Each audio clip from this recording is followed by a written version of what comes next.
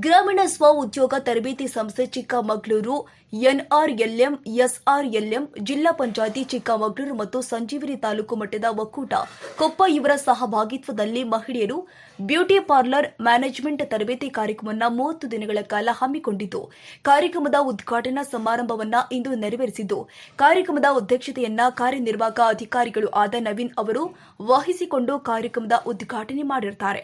ಹಾಗೂ ಮುಖ್ಯ ಅತಿಥಿಗಳಾಗಿ ಗ್ರಾಮೀಣ ಸ್ವ ಉದ್ಯೋಗ ತರಬೇತಿ ಸಂಸ್ಥೆ ನಿರ್ದೇಶಕರು ಆದ ಯೋಗೇಂದ್ರ ಪ್ರತಾಪ್ ಸಿಂಗ್, ತಾಲೂಕು ಮಟ್ಟದ ಒಕ್ಕೂಟದ ಅಧ್ಯಕ್ಷರು ಆದ ಸುಮಾಶಂಕರ್, ಸಹಾಯಕ ಲೆಕ್ಕಾಧಿಕಾರಿಗಳು ಪ್ರಮೋದ್, ತಾಲೂಕು ಪಂಚಾಯಿತಿ ಕೊಪ್ಪ ತಾಲೂಕು ಕಾರ್ಯಕ್ರಮ ವ್ಯವಸ್ಥಾಪಕರು ಆದ ನವೀನ್ ಹಾಗೂ union bank branch manager Srinivas ಹಾಗೆ ತರಬೇತುದಾರರು ಆದ ಕವಿತಾ ಭಾಗಿಯಾಗಿದ್ದರು.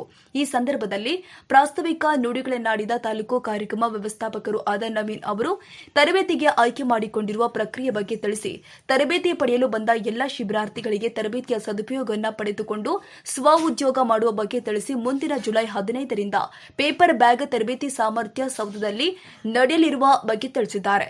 ಸಂಜೀವಿನಿ ತಾಲೂಕು ಮಟ್ಟದ ಒಕ್ಕೂಟದ ಅಧ್ಯಕ್ಷರು ಆದ ಸುಮಾಶಂಕರ್ ಅವರು ಸಭೆ ಕುರಿತು ಮಾತನಾಡಿ, ಬ್ಯೂಟಿ ಪಾರ್ಲರ್ ತರಬೇತಿಯಲ್ಲಿ ಇರುವಂತಹ ವಿವಿಧ ಕೋರ್ಸ್ಗಳ ಬಗ್ಗೆ ತಿಳಿಸಿದ್ದಾರೆ.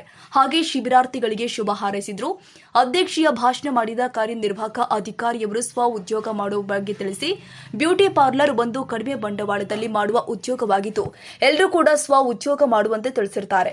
ನಮ್ಮ ತಾಲೂಕಿಗೆ ಬಂದು ತರಬೇತಿ ನೀಡುತ್ತಾ ಇರುವ ಗ್ರಾಮೀಣ ಸ್ವ ಉದ್ಯೋಗ ತರಬೇತಿ ಸಂಸ್ಥೆ ನಿರ್ದೇಶಕರಿಗೆ ಧನ್ಯವಾದ ತಿಳಿಸಿದರು. ಆರ್ಎಸ್ಇಟಿಐ ನಿರ್ದೇಶಕರು ಮಾತನಾಡಿ, ಮಹಿಳೆಯರು ಸ್ವಾವಲಂಬಿಯಾಗಿ ಬದುಕಬೇಕು, ಹಾಗೆ ಶಿಬಿರಾರ್ಥಿಗಳು ತರಬೇತಿ ಪಡೆದು ಸ್ವ ಉದ್ಯೋಗ ಪ್ರಾರಂಭಿಸಬೇಕು ಎಂದು ಹೇಳುತ್ತಾ ಸರ್ಟಿಫಿಕೇಟ್ ಮತ್ತು ಎಕ್ಸಾಮ್ ಬಗ್ಗೆ ತಿಳಿಸಿದ್ದಾರೆ. Union bank branch manager Srinivas sir ಅವರು ಬ್ಯಾಂಕ್ ಲೋನ್ ಬಡ್ಡಿದರ ಬ್ಯಾಂಕ್ನಲ್ಲಿ ಇರುವ ವಿವಿಧ ಯೋಜನೆ ಬಗ್ಗೆ ತಿಳಿಸಿದ್ದಾರೆ. ಈ ಸಂದರ್ಭದಲ್ಲಿ ತಾಲೂಕು ಅಭಿಯಾನ ನಿರ್ವಹಣಾ ಘಟಕದ ಸಿಬ್ಬಂದಿಯವರು ಹಾಜರಿದ್ದರು. ಅರುಣ್ ಕುಮಾರ್, ದಾವಣಗೆರೆ, ನ್ಯೂಸ್ 81 ಕನ್ನಡ.